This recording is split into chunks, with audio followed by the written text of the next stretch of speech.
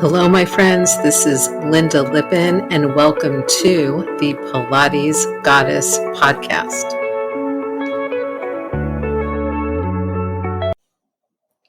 Well, hello, everybody, and welcome back one more time to the Pilates Goddess podcast. This is your host, Lynda Lippin. You know, online recently, I'm seeing a lot of strange and kind of interesting home Pilates or outdoor Pilates kind of alternatives to the reformer. And some of these are being put out by actual trained Pilates teachers and fitness pros. Some of them are being put out by uncertified non-fitness pros who are playing around with their own versions of what they think Pilates on the machines is.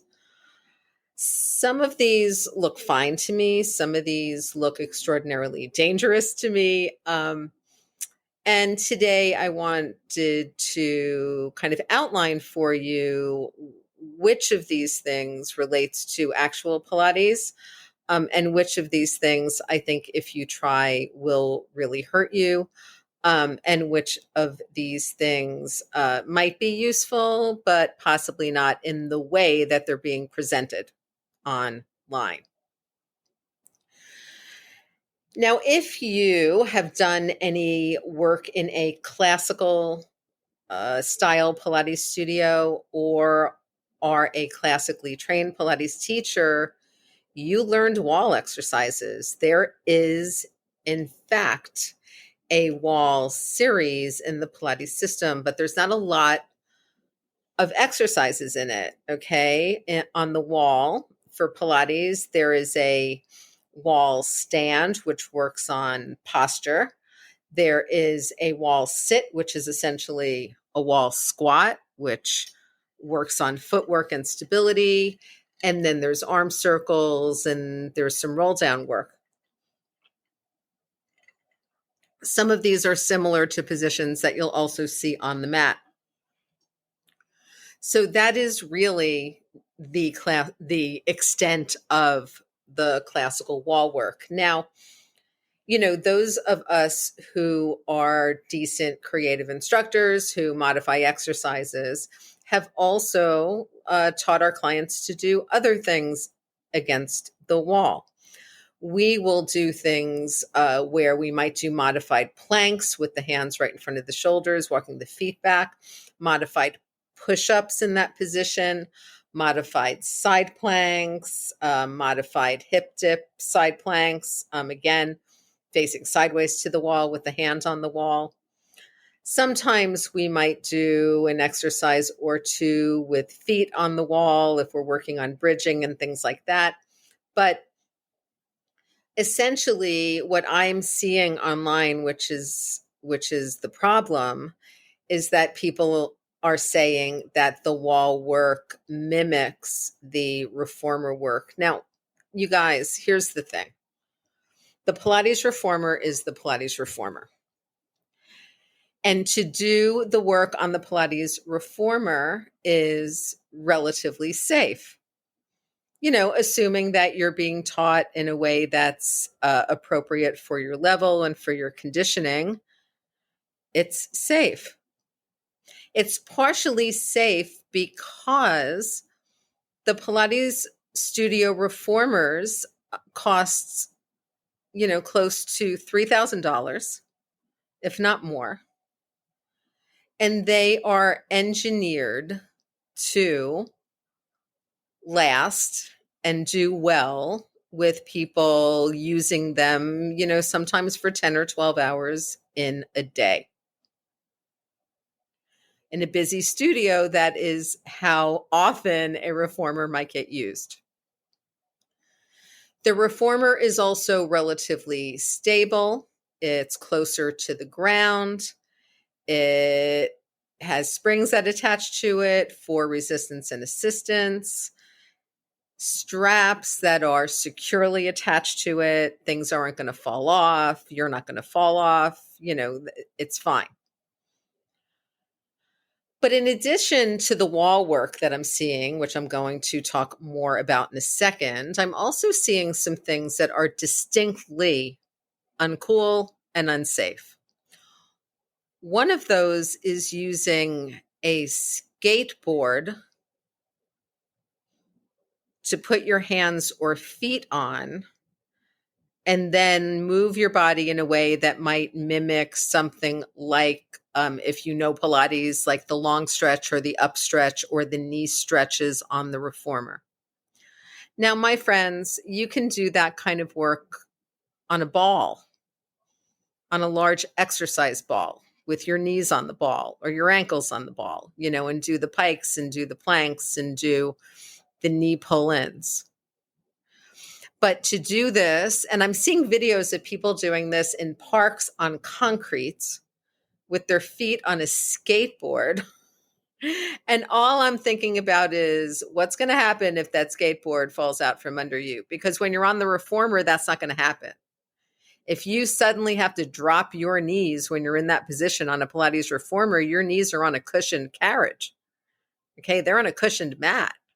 They're not falling on concrete. They're not falling on your hardwood floor. And if you're in a twisted position or you get pulled backward for some reason, you could hurt your back, you could hurt your neck, you can fall on your head. Now, some of you may be willing to take that chance. I'm not willing to take that chance for my body. I'm not willing to take those chances for my clients' bodies. So I don't do things like that. So there that is. The best way, frankly, if you want to just mimic Pilates equipment at home or not using a Pilates reformer, is either with a combination of bands and tubing with wall anchors or the Type 4 device from Physical Mind, which I talk about a lot because I use it and I love it and I teach with it a lot. In fact, I have regular classes with it in my Strong Bones Pilates studio online. Of course, all the links to everything will be in the show notes. But, there you're wearing something that is lightweight, that offers a closed kinetic chain assistance and resistance into your upper body and into your lower body. It is integrated through a strap that goes around your rib cage, so around your powerhouse. And so you're really working from the center out in the same way that you would on Pilates apparatus. And then you can use chair, you can stand up, you can use other things to mimic that resistance that you might find on the reformer in a way that is safe. Okay.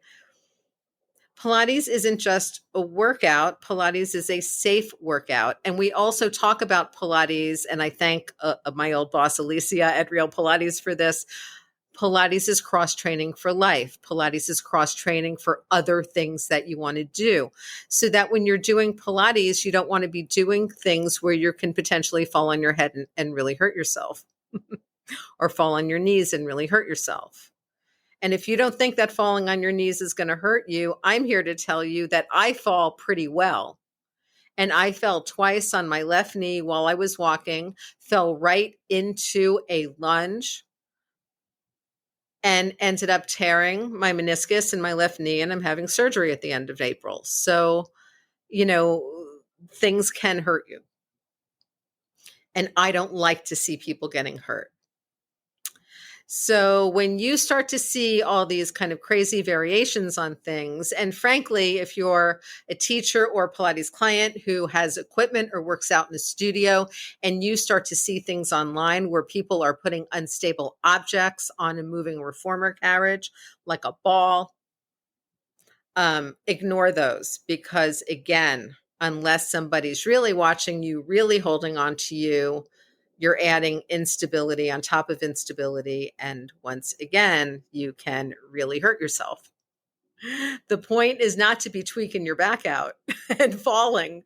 The point is to build stability and mobility and spine movement through safe ranges of motion. Okay. That's what the whole idea is. And I will remind you all again that Pilates is actually a full system of exercises. If If you've never been in a full Pilates studio, I mean, go online, look at photos. Look at studio photos, look at studio videos, look at all of the equipment that is there. All of that equipment works together to uh, pull everything together within the body to get the body strong and stable. And when we start to add smaller surface areas, when we start to add instability, when we start to add things where, things can get a little tricky, we have pieces of equipment in a studio that allow us to introduce those things in a really safe way. Now, when I look at what's out there on TikTok, on Instagram, Facebook, YouTube for Pilates wall workouts, I'm seeing some of the classical stuff with, light hand weights and other things, the list that I talked about already, the stand, the sit, the arm circles, and the roll down. But I'm also seeing things where folks are claiming that they're getting the same workout that they would on a reformer. Now, some of this is interesting to me because it's stuff like legs up the wall, which frankly is a yoga exercise and is a, static kind of leg up hamstring stretch against a wall. That's not mimicking anything on Pilates equipment. Remember that when you're exercising on Pilates apparatus, you are pretty much moving or doing something the whole time. Okay, you're not just laying there with your legs up with feet and straps. Okay, that's not what Pilates is. And that is really not how the Pilates system of exercise works. And I think, it's really important to work our body in a consistent way. And there is so much you can do with mat Pilates, with standing Pilates, with the classic wall work, and then with adding things in like light hand weights, like a ball or a roller, a Pilates magic circle or Pilates ring, and, bands or a tie 4, that you don't need to move into stuff that is potentially harmful for your body. And, recovery time is really important. Making sure your muscles are working well and correctly is really important. And you're not getting that, okay, from a lot of these kind of newfangled, let's see how we might mimic these things, using inappropriate exercise and inappropriate pieces of equipment. This shocks me actually as much as it shocked me when I started to see what ingredients there were in like different coffee creamers and different coffee additives and even in protein bars and shakes and, other powdered coffee drinks and things that you can find in the store and find online and find on Amazon. I personally generally drink just French press coffee. I grind it myself and I drink it black with some monk fruit sweetener. But you may know, if you're a regular podcast listener, that I was introduced to Laird Hamilton's superfood creamers and coffees and variety of his products just, a couple of months ago. And I really love them. The superfood creamer, especially the mocha flavor, which is my favorite, is not extraordinarily sweet, which is great because, like I said, I like my coffee generally black, and doesn't make the coffee really, really watered down in the way that creamers often do, but adds some good fat from coconut and adds some coconut sugar that the body tends to handle well, as well as just a little bit of flavor. And when I use my whisk, it just gets really, really creamy and yummy. Now, Laird Hamilton needs his energy. He still surfs. His wife, Gabrielle Reese, I think who we all remember as well, she is an extraordinary athlete and is now a, primary supporter of her husband's business. And they really developed all of their products to help people, whether they are professional athletes, whether they are simply consumers, to get better fuel for their day, get more out of their cup of coffee in the morning by providing good fats, by providing some supplements. There are a few varieties that include mushroom extracts that really work well for the body. There's some turmeric, which I use all the time to handle inflammation and other, chronic pain issues that I have within my body. And it turns my first cup of coffee into this kind of foaming, creamy, yummy cup that I really, really love. The ingredients are great. The people are great. And it tastes good.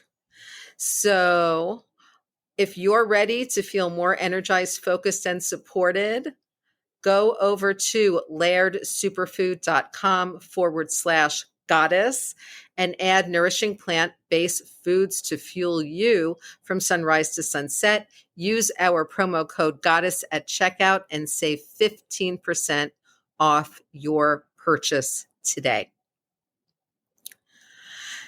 Now, when I talk about things like the Laird Superfoods, when I talk about other things that I use here in the podcast, I want you to know that these are really things that I use.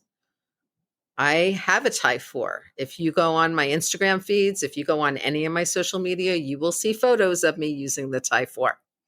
I teach Thai 4 classes every week in my online studio. I do things that are safe and effective for women with chronic pain and women with low bone density. And all I could think of was my women in chronic pain with low bone density doing some of these exercises that I'm seeing in these wall workouts and other things. Just because you put your feet a little higher on the wall to do your bridging work does not make it like a reformer. Again, on the reformer, you've got springs underneath you. Your carriage moves, right? Your stability and mobility are different. These exercises are possibly decent workouts.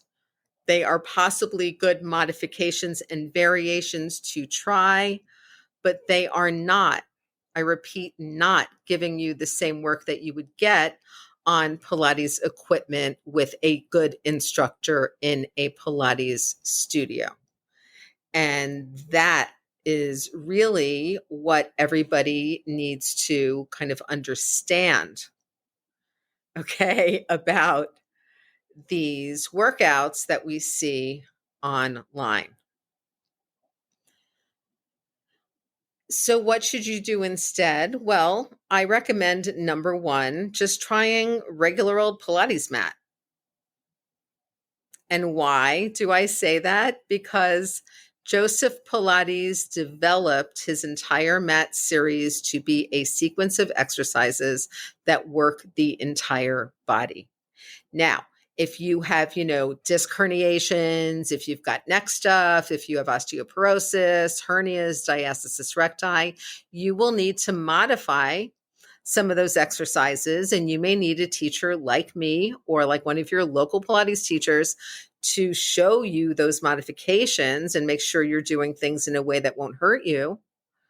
But everything your body needs is showing up in the Pilates mat, especially if you add the standing footwork and maybe add a little bit of reformer on the mat. Yes, I said that. There is classical reformer training that happens on the mat where we mimic some of those exercises. In my Strong Bones Pilates classes, I do one with light weights that I teach on Sundays at 2 p.m. Eastern time. And in those classes, we often do a lot of the reformer work. I do the whole rowing system, and instead of hands in the handles or straps, hands are holding the hand weights, right? I do standing chest expansion. I do kneeling work with my ladies. And all of that is based on some of the exercises on the reformer. The same thing when I teach a Tie 4 and bands class. We do a lot of the reformer exercises because suddenly we have a stretchy resistance band or bungee attached to the Tie 4 that does mimic the sense of pushing against a spring. So all I'm asking is that you guys stay safe.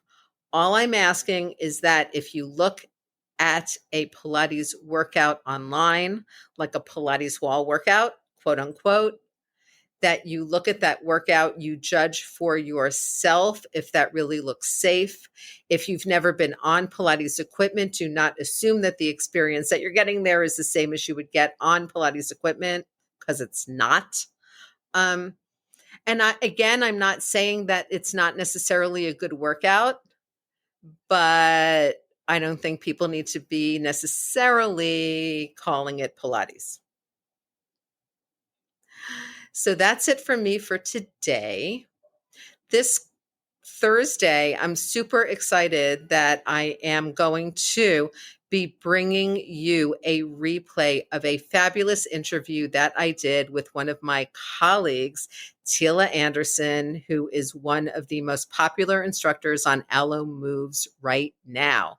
And this interview with Tila is longer than my usual podcast. It is actually an hour long. And it is on self-care strategies for Pilates teachers, but needless to say, and single moms, needless to say, these self-care strategies are also going to be applicable to you, whatever it is you do, whether it's Pilates, something else, or a multitude of things. So once again, my friends, thank you so much for joining me for the Pilates Goddess podcast. I would love it if you would rate the podcast and leave a written review. You can rate it on Spotify. You can rate it on Apple Podcasts. You can also leave a written review on the Apple Podcasts app.